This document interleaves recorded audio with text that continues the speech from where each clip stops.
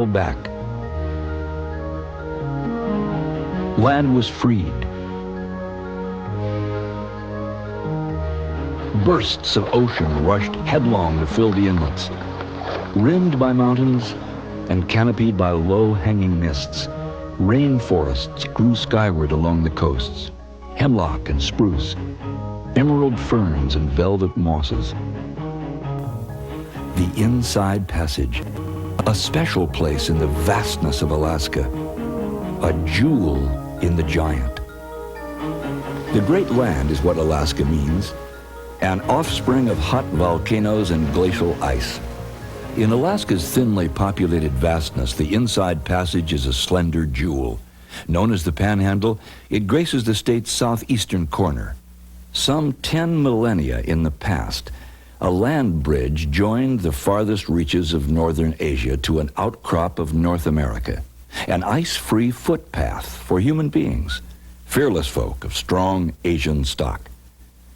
Future generations settled these coastlands and became the people of the totem. Tsarist Russians came and hacked out a new world empire. What the Russians pioneered, the United States purchased with dollars and metamorphosized as an albatross, goldfield, territory, and at last, the 49th state. What we call the Inside Passage is a waterway for cruise ships, with sharp-eyed skippers weaving their vessels past slumbering glaciers and myriads of tiny icebergs. Through misty fjords, the planet's perfect fjordal system. To Ketchikan, gateway city to the state, a safe keep town for the culture of the coastal Indians. To Sitka, once the Paris of the Pacific and capital of Russian America. As welcoming as a Scandinavian Christmas Eve is Petersburg, Alaska's little Norway. Now that Wrangell's rubbed the gold dust out of its eyes, it's a lively town of lumberjacks and fisherfolk, canneries, sawmills, and ships. Volcanic mountains and towering blue ice sculpt the wilderness of Glacier Bay, unspeakably pure and sublime. Juneau, a cosmopolitan capital paved with history. Haines is a haunt of eagles. And Skagway, the bawdy staging ground in the race for gold. Alaska's Inside Passage is huge. Astoundingly so. 10,000 miles of coastline, 10 million acres of forest, and 1,000 islands. Ships have been plying these waters for over 2 centuries. In the 1880s, cruise ships carried sightseers up the passage to Glacier Bay. In the 1920s, ships embarked from Seattle for the 1,000-mile voyage. Notables have cruised these waters. Naturalist John Muir, Jack London, the novelist, poet Robert Service, and James Michener, who compressed the whole epic of Alaska into a 1,000-page novel. Why did they come? And why do they still come? For a sense of freedom that the place gives one. They come for a connection with this unconquerable wilderness.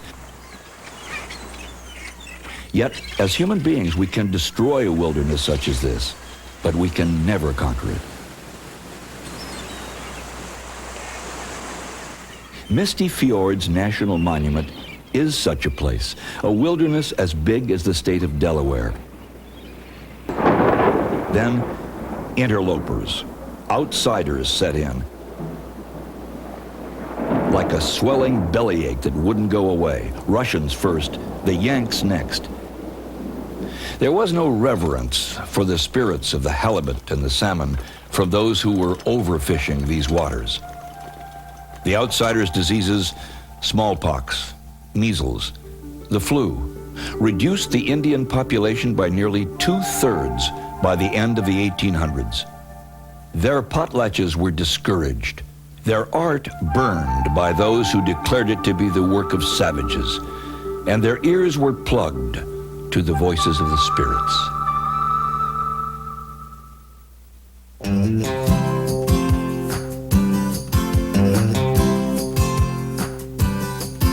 In today's Alaskan Native, there's a resurging of pride in their native culture. This is evident in Ketchikan, the first stopover on an Inside Passage cruise. As many as 5 cruise ships tie up in a single day.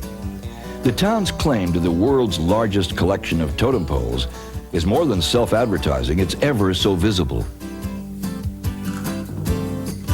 Natives turned away from pole carving, but totem poles were never meant to be monuments, and these originals rotted away. From nearby Tlingit and Haida villages, some 33 specimens were saved and set up here at the Totem Heritage Center. A few miles south of town is Saxman Village, a safekeep of Tlingit traditions. Each pole tells its story. Visiting William Seward, the U.S. Secretary of State for Abraham Lincoln, who had negotiated the Alaska Purchase, was guest of honor at a big bash that the Indians threw for him. Protocol demanded that he reciprocate by throwing a party for the Indians. Seward never responded, so his Indian guests carved this bear pole to make fun of his stinginess. Here, Native American craftsmen are keeping alive the once suspect art of pole carving. They're teaching it to young artists who'll carry on.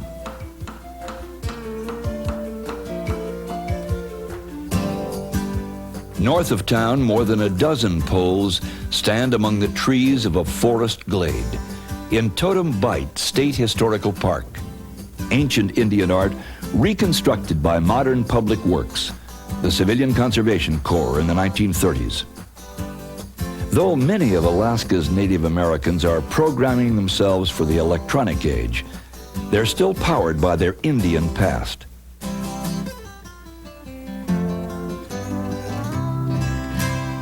That's what motivated Israel Shotridge to carve a replacement pole for the rotted-out old Johnson pole that landmarked Ketchikan's downtown. Guiding his modern interpretation is a first-edition Indian storybook that stood for a century. Alaska's so big that it can't help being boastful, and Ketchikan is a virtuoso at blowing its own horn. Its boosters proclaim it the Gateway City and Alaska's first city, for it's the first stop cruising up the Inside Passage. Alaska's 4th largest city also calls itself the Rain Capital.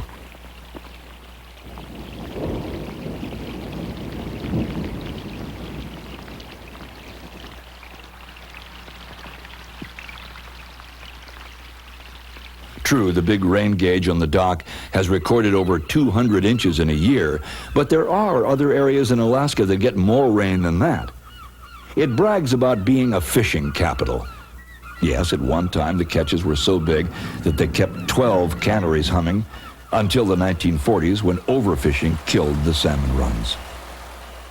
Today, fishing craft, commercial and sport, sally forth in search of Alaska's saltwater delicacies that abound in the bountiful waters around Ketchikan.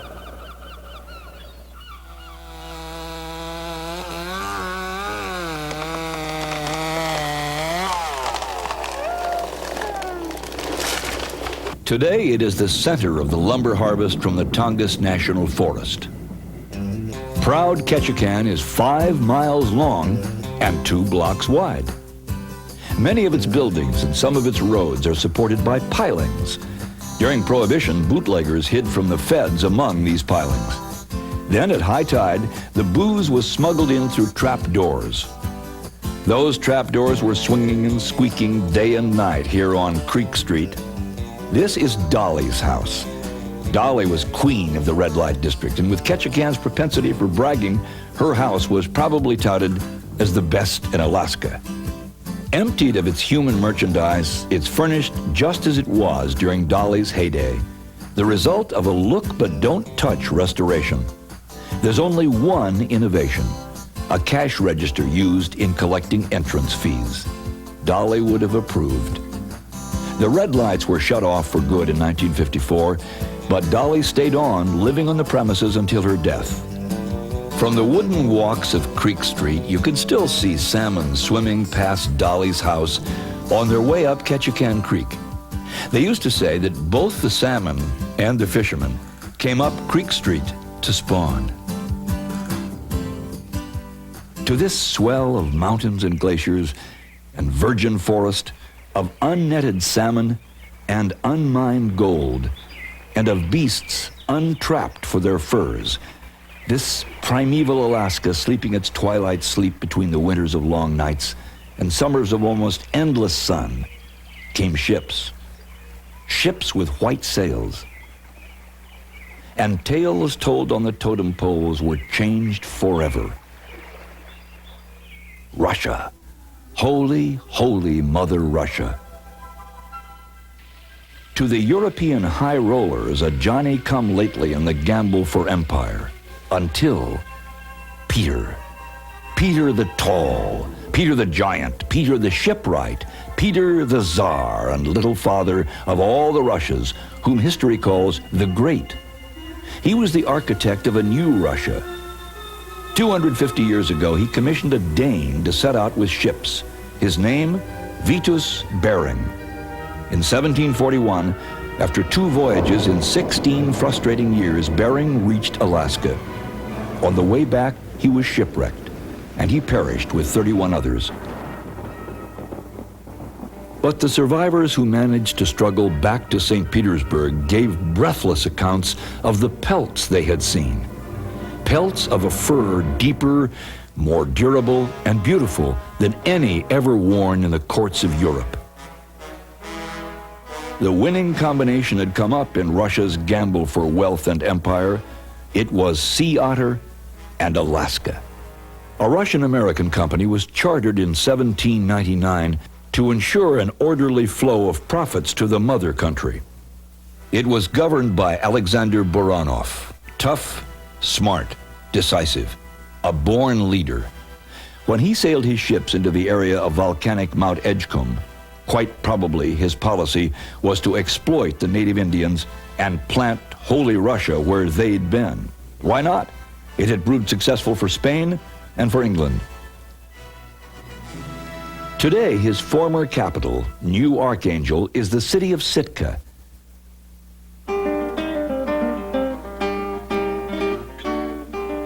When Los Angeles was no more than a dusty little mission, Sitka was a bustling trade center, its commercial enterprise reaching south as far as Fort Ross in California and west to the Sandwich Islands, now called Hawaii.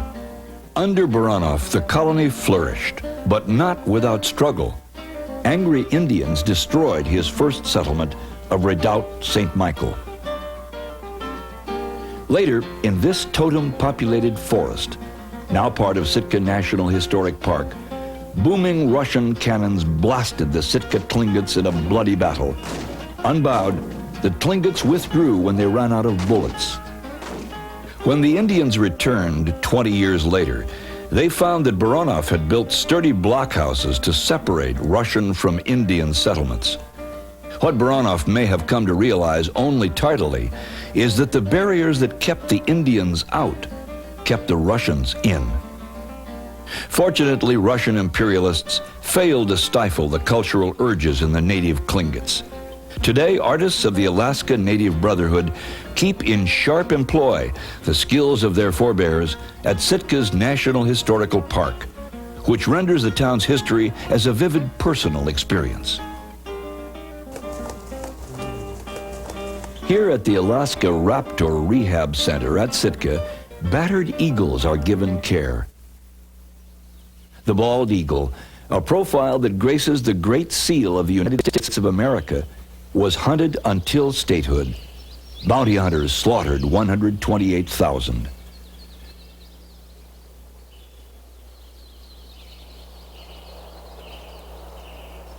Now protected, injured eagles are others, too badly crippled, are cared for until they die.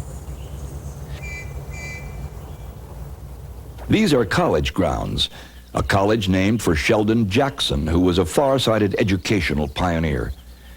During his lifetime, Jackson collected artifacts, ethnic treasures really, that offer us deep insights into the native cultures of Alaska. They're on view here in the museum. James Michener lived at the Jackson College while he wrote most of his bestseller on Alaska. Michener didn't retire in Alaska, but many do.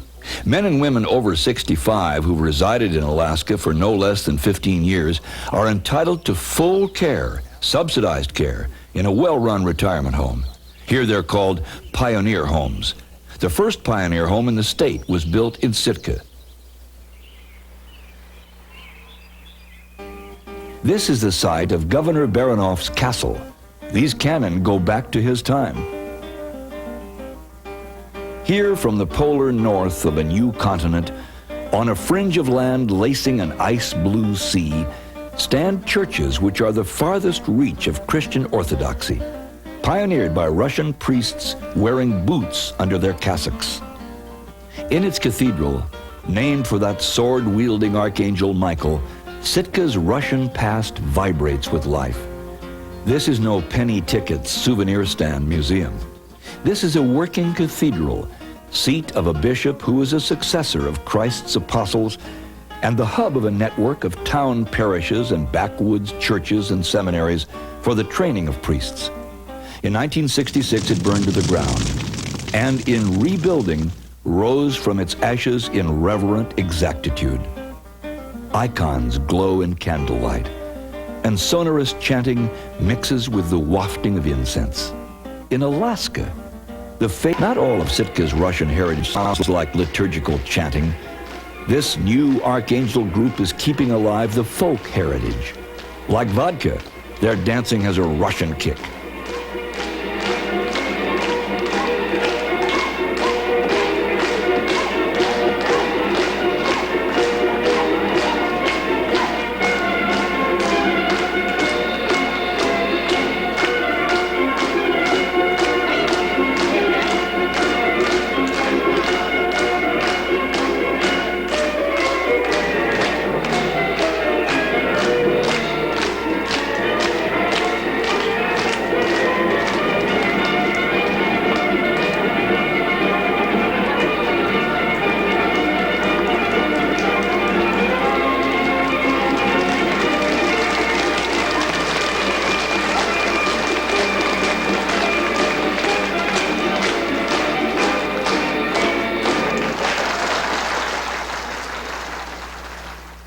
After Imperial Russia lost interest, it sold Alaska to the United States for $7.2 million, only 2 pennies an acre.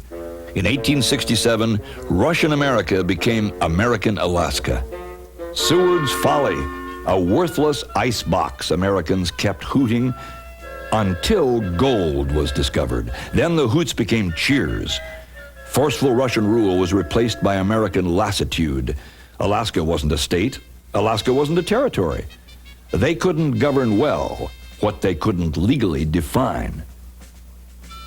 The transfer from Russian to American ownership took place on this hill. It is celebrated here in October on Alaska Day.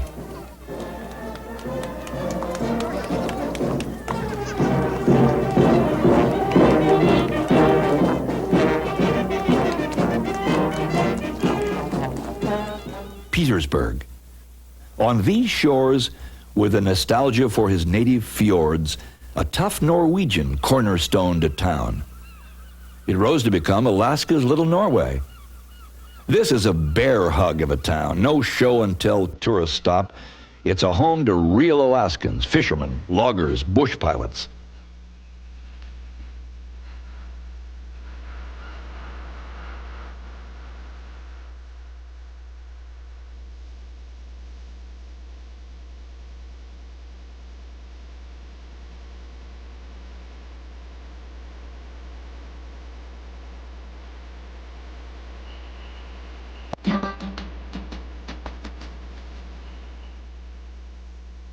Clawson Museum is like the town's family attic.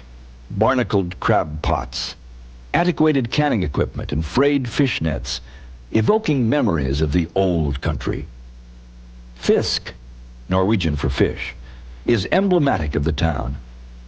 The facades of these tidy houses offer colorful clues, a touch of folk art here and there, to the warm ties to Scandinavia glowing on the inside. Peter Bushman, the founder, who gave the town his first name, chose this spot for fish processing because of an abundance of fisk, salmon and halibut, and a ready supply of ice from a nearby glacier. It was 1912 when the first nails were driven into the Sons of Norway Hall. Norse descendants of Peter and his pioneers are still wresting Alaska's silvery treasure from the sea. Cheek by jowl, rigging to rigging, they line the waterfront. Working boats, new and old, leaky seiners, modern trawlers, well-used gill netters. Now they're waiting for the season. When it comes, these boats stretch over the water in long lines, heading for the open sea. Fishermen savor their freedom. Vacuums draw the catch up from the holds to a conveyor belt. There's no wasted motion. Fresh is best. In Peter's day, staggering numbers of salmon swarmed instinctively upstream to spawn. Now, after decades of overfishing, there are hatcheries to help keep the salmon runs strong.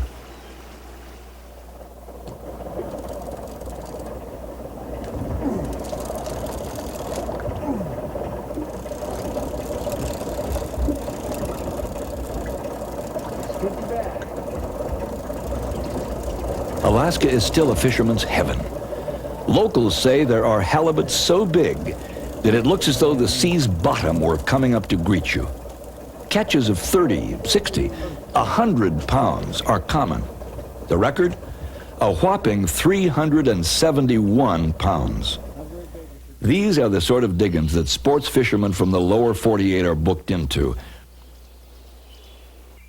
Rustic looking, yes, but luxurious.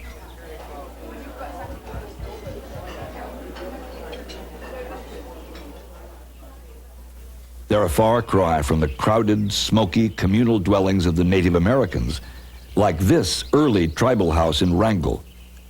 A narrow footpath leads to an island named for Chief Shakes, who once led the Stickeen Indians, and to the tribal house of Chief Shakes himself, guarded by a stand of old totems. In Alaska's rough and tumble history, Wrangell gets a chapter for hosting 3 gold rushes, and for being the only town in the state over which 3 national flags have flown: Tsarist Russia's, the Union Jack, and the Stars and Stripes. Long before flags, on Petroglyph Beach, some 9,000 years ago, wanderers incised their doodlings of fish and faces onto rocks.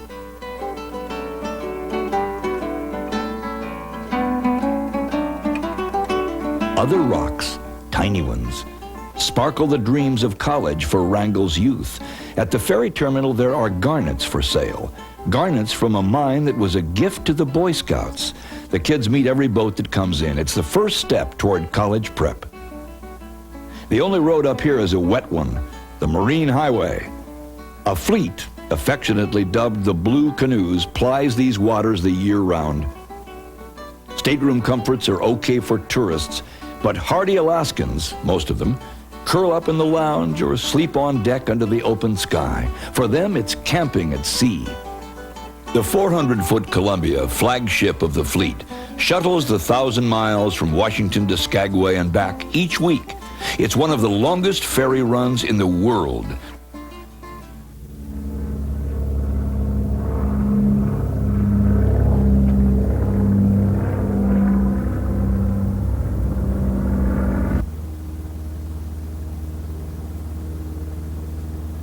Tongass is the largest national forest in the U.S. The cool, moisture-laden southeast is ideal for these lush forests. Chainsaws cutting swaths across the thick trees for pulp. This is a forest in transition. Because it's a protected wilderness, a third of this land will never be cut.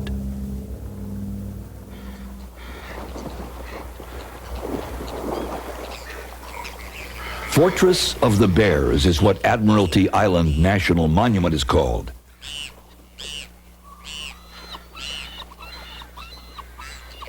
Edging these deep forest trails is the world's largest land carnivore, the 1,200-pound coastal brown bear.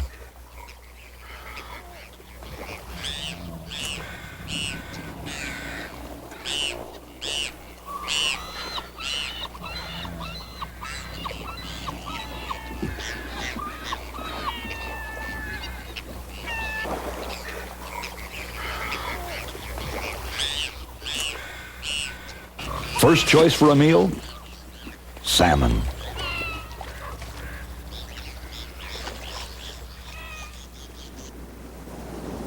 Sea lions silently cruise the shoreline. In isolated spots, undisturbed by man, rookeries reverberate to the sound of thousands of mothers fighting, birthing. Reminders of the timelessness of nature, a vastness only found in Alaska.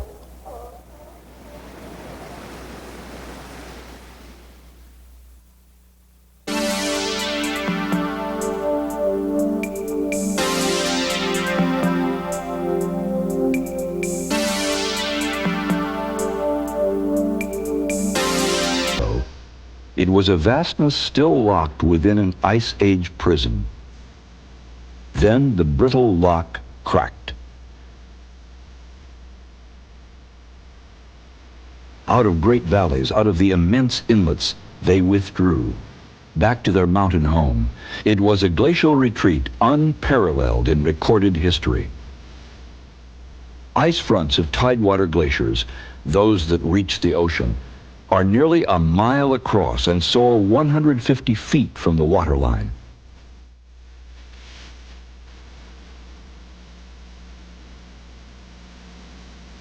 What the Klingons called Thunder Bay, we speak of in awe as Glacier Bay National Park.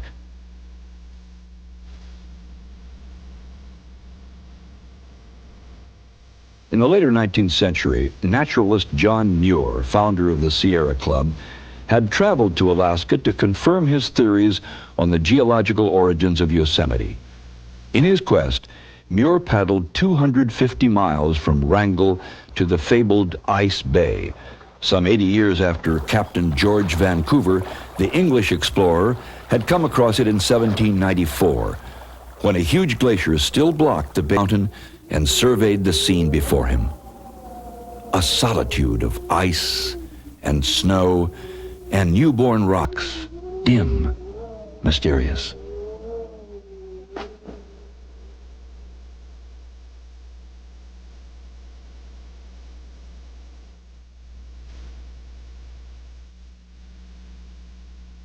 Muir's journey was epic.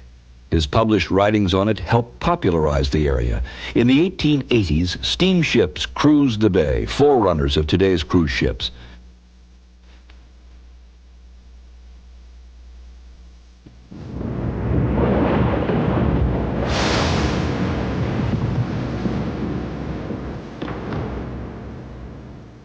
Glacier Bay was declared a national monument in 1923 and gazetted as a park in 1982. The cruise ships plying the waters of Glacier Bay today bear little resemblance to those early steamships. But not all explorers of Glacier Bay come by cruise ship, for a daily excursion by smaller ships is available from the lodge at Bartlett Cove.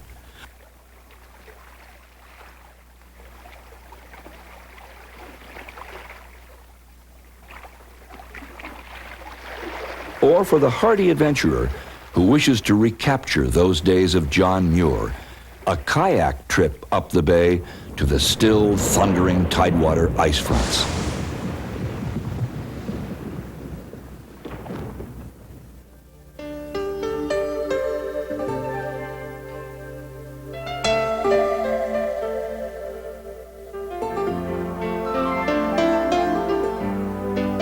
Scientists marvel at how rapidly forms of life recolonize. This species is sometimes called the singing whale because this 50-ton performer is a singer of plaintive songs.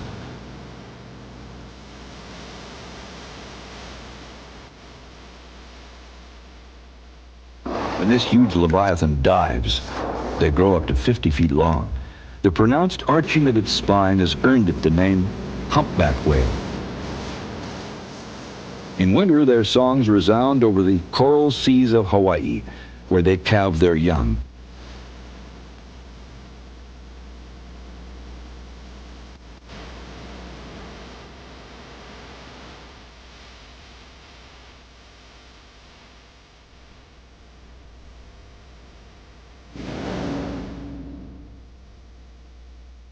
Then, a 3,000-mile migration to Alaskan waters, where they feed on plankton in abundance. A full-grown humpback eats up to 4,400 pounds of food a day.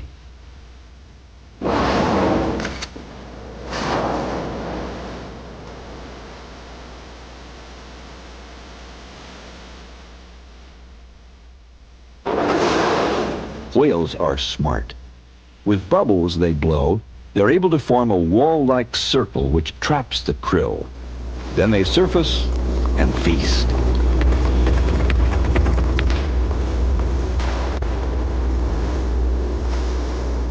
In our day, there's a growing appreciation of whales, their intelligence, their playfulness. Not so in times past. Whales were stocked for oil, for baleen.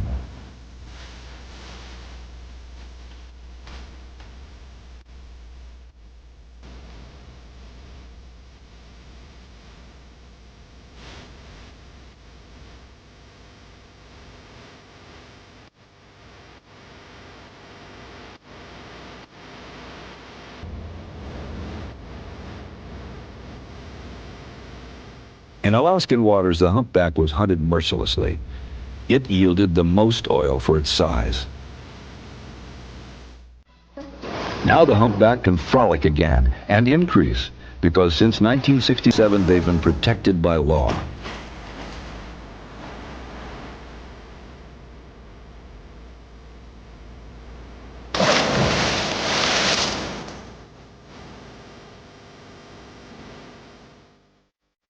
The experience of Glacier Bay, the humpback,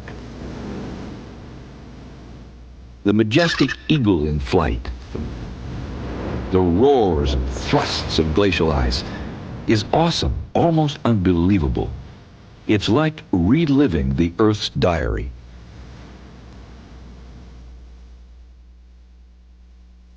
"90 miles away, we're wrested from geological time and placed smack in the 20th century.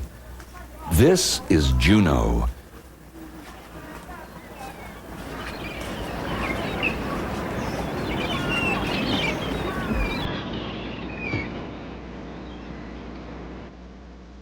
Clinging to the mountains alongside Gastineau Channel. There are no motorways to Juneau. Only access is by ship or plane. But once you're here, you're aware of being in the state capital. More than half the people who live here work for the government, federal and state. Here is a town that invites strolling. A town with sites that preserve each phase of the state's rambunctious history. In the hills that flank downtown, Alaska's U.S. statehood is landmarked by the governor's mansion, Home of Alaska's first federal judge, the House of Wickersham recalls the U.S. territorial period in Alaska. Here's a replica of a log church, a proud reminder of the pioneer era.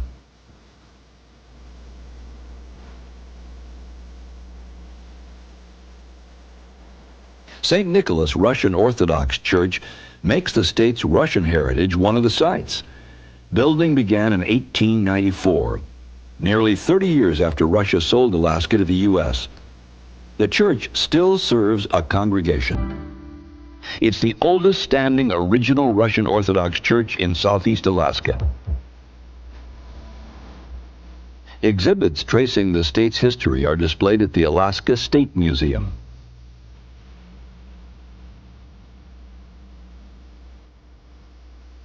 Going back farther than the Indians is going back to the land at its beginning.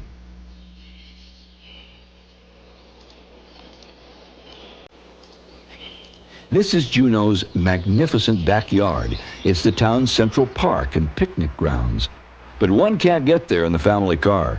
Juneau's outskirts invite adventure. You need a boat, plane, or a helicopter.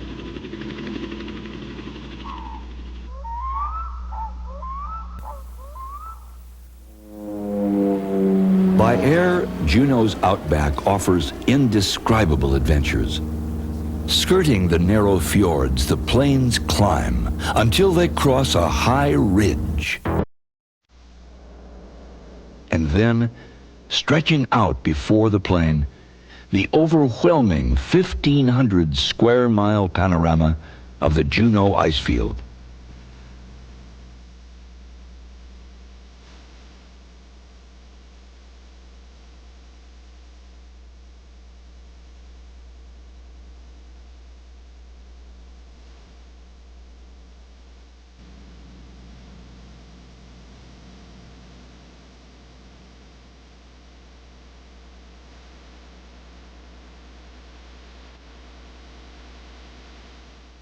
The snow falling here in 1 year would cover a 10-story building.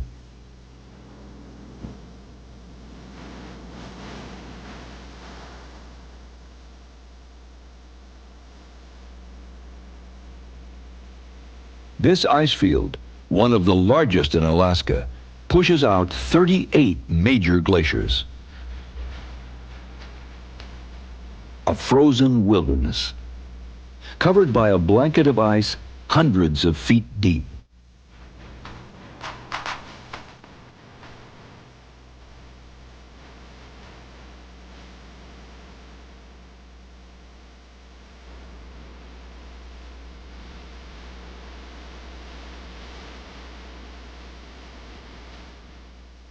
A reminder of when North America was smothered by sheets of ice miles deep.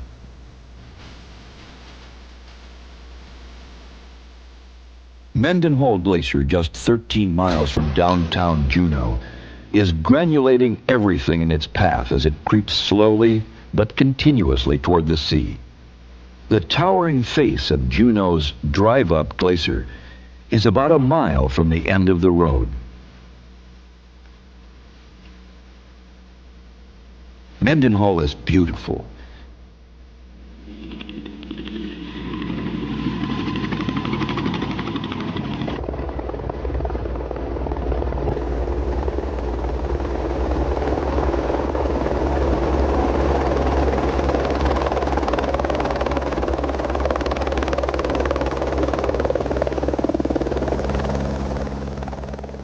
If you're traveling by helicopter, you can land on Mendenhall and stretch your legs on a moving river of ice over 200 years old. In fact, you might see the elusive ice worm. About the size of an earthworm, they live near the surface of the glacier, feeding on algae.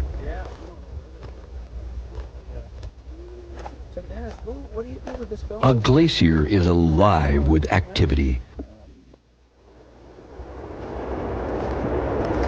Jagged chunks of ice the size of huge boulders tumble down ice faces.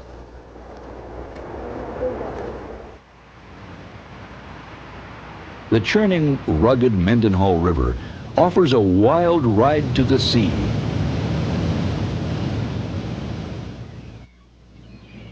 But for thrills, without the drenching, there's a trip to Tracy Arm, 60 miles south of the city. Traveling down the long canyons with massive, sheer granite cliffs rising thousands of feet, one retraces glacial history.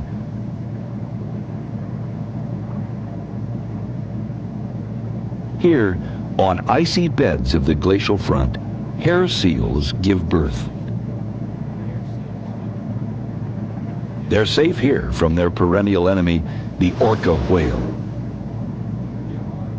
There are other dangers, for boaters as well as for seals.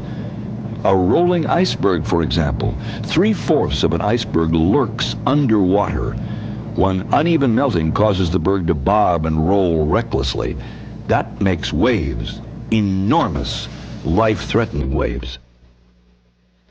Juneau is more than the icy playgrounds of its backyard glaciers. Juneau's founded on gold. When you're strolling in Juneau, you're walking on gold, acres of it. The whole city is built on huge tailings from gold mines. Townfolk joke about panning for gold in their basements. In 1880, Joe Juneau was first to find gold here. In time, the mines of Juneau and of Douglas across the channel were among the biggest in North America. Ore was transported right through a mountain and stamped at this mill, now a ruins jutting over the waterfront. Though the old ore cars stand rusting in Juneau's liquid sunshine, there's still a bonanza of gold in the mineral veins. The capital's population swells with the arrival of every cruise ship. Today's travelers, about 100 years too late to join the gold rush, try their hands at panning at the Last Chance Basin. Juneau's active gold mine is its 24-carat tourism. Gold fever is almost as catching as the common cold. Those visitors who catch it push on to Skagway, a gateway to the Klondike, for a reliving of Alaska's great late 19th century adventure.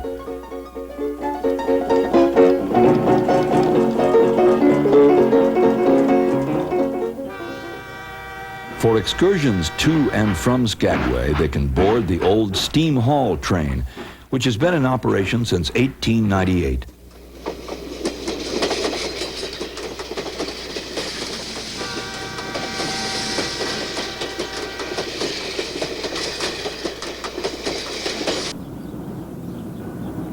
Crossing the White Pass through the mile-high coastal range, the scenery is awesome.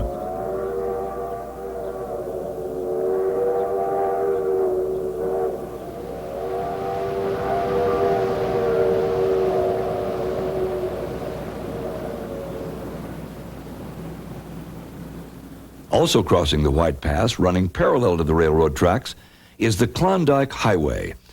It was this highway that shoved the railroad out of top place in commercial transport to the Yukon. The White Pass and Yukon Route Depot, once the heartbeat of old Skagway. The National Park Service has carefully restored it. Now it serves as a visitor's center. Skagway remains what it's been since the gold rush, a reachable gateway to the Yukon. The intrepid visitor, more greedy for adventure than for gold, hikes down Skagway's Broadway for the first time. Everything's as it was. Horse and buggies, lodgings, eateries, and stores selling gear for gold seekers, all restored.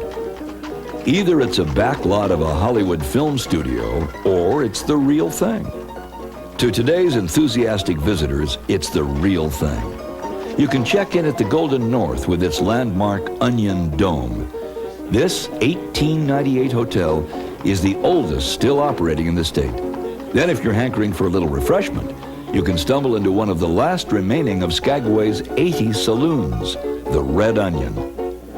For a little entertainment, it's down the street to the days of 98 Frolic.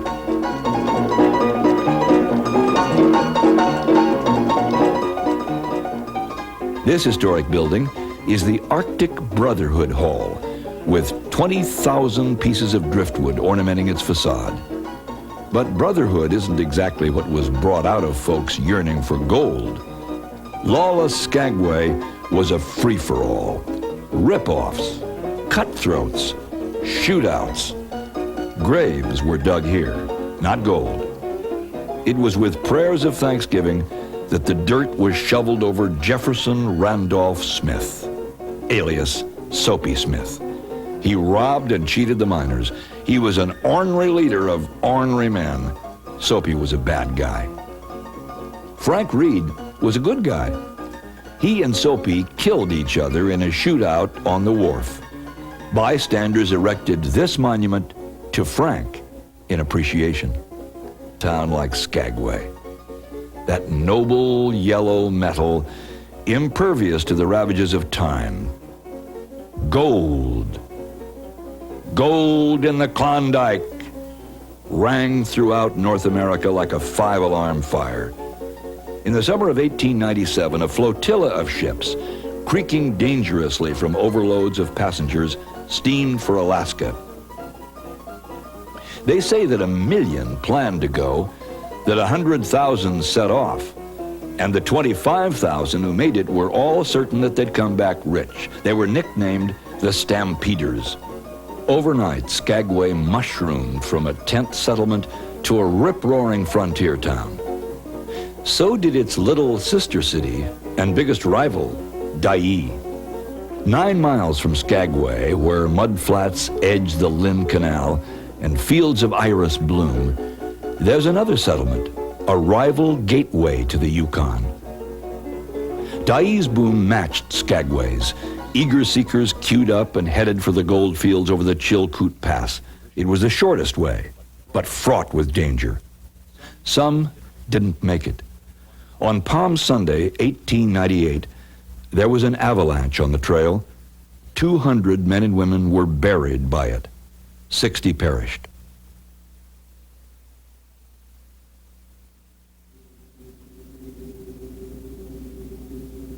Adventure seekers can partly in Canada and partly in the USA.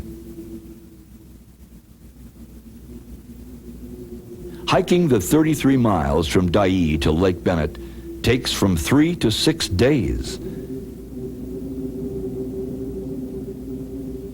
In the fierce winter of 1897, it was a frozen hell. Over 70 feet of snow fell that year.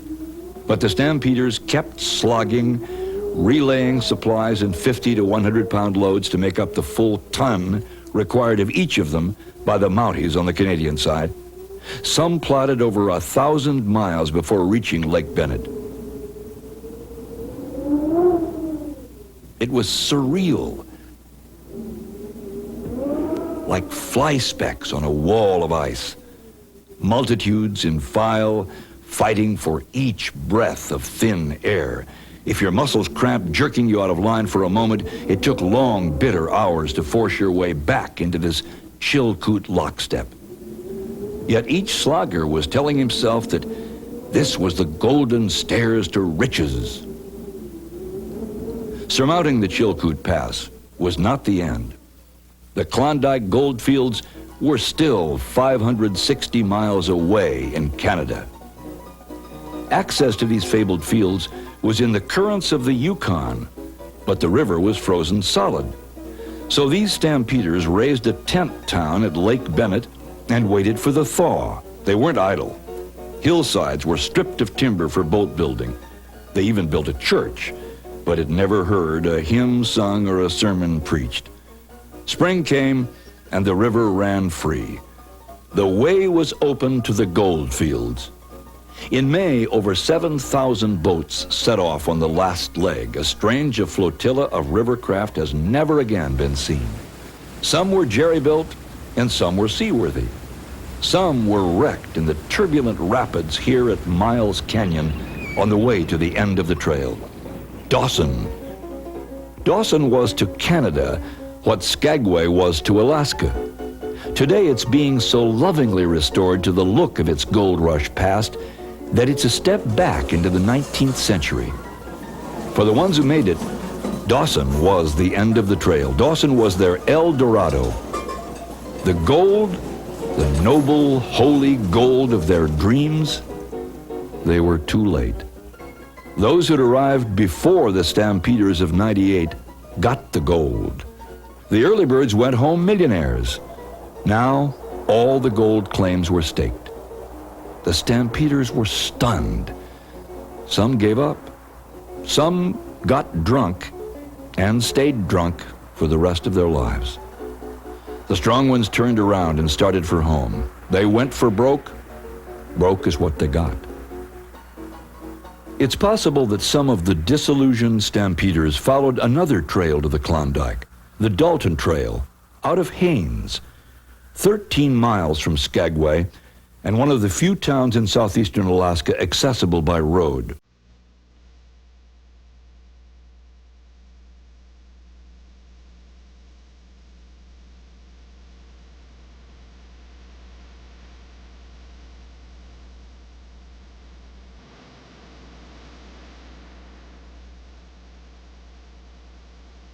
Haines is a town sheltered by the Chilkat Mountains, with Lynn Canal, the longest glacial fjord in Alaska, at its waterfront. Some of its newer buildings are old. Victorian, Fort Seward, while some of its older buildings are new, reconstructions of time-honored Indian dwellings.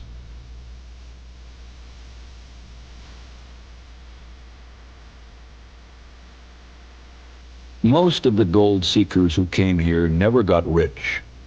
What they could find here, if they sought it deeply enough, was a richer life. In this sense, Haines is Alaska's true gold. In its quiet way, Haines exemplifies the more abundant life that Alaska offered, and still offers.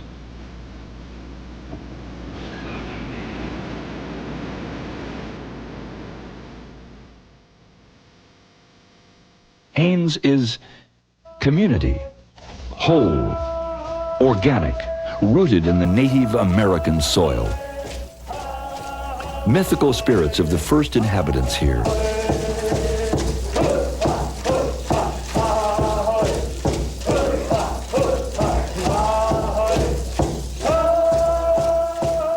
Artists, of whom Haines boasts many, working in wood, in silver, mine those Indian myths for inspiration. Here, each person is his own man or woman. Individualism counts. The old frontier virtues that made the American nation of an ocean-to-ocean wilderness. Self-reliance, hard work, and the sharing of fulfillments with your neighbors are part of everyday living. And here there may be numbered among those virtues a profound respect for wildlife. Bald eagles abound in this area. During winter, when the rivers freeze, the waters here continue to flow in an open channel for late-coming salmon. And the eagles come. Each year, over 2,000 sharp-eyed eagles congregate at Haines to feed.